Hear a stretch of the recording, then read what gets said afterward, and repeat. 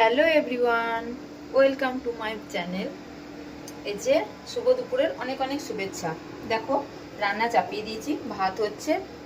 ভাতটা এখানে বসিয়ে দিয়েছি ইন্ডাকশানে। তো ভাতটা হওয়ার পরে চলো দেখো আজকে আমি কি কি রান্না করছি। এই যে এটা হচ্ছে মেথির শাক, বেশ টাটকা কচি কচি সুন্দর মেথির শাকগুলো নিয়ে এসেছিল, কেটে ধুয়ে রেখে দিলাম। মেথির শাকটা এখন করব।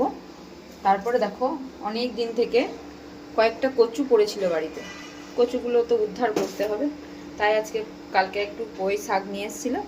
এই যে কচু দিয়ে, লাঠি কচু দিয়ে পুঁই শাক দিয়ে সর্ষে ফোড়ন দিয়ে রান্না করব।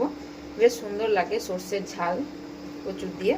এটা আমরা খেতে ভীষণ ভালোবাসি। কারা কারা খেতে ভালোবাসো একটু কমেন্ট করে জানাও, ঠিক আছে। আরেকটা রান্না করব, এই যে বেগুন ভাজা।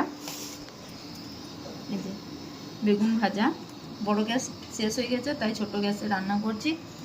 আর করব টমেটো দিয়ে, এই দেখো টমেটো, ক্যাপসিকাম, ফুলকপি, আলু আর ডিমটা আনা হয়নি এখনো, ডিম আনছে দোকানে থেকে।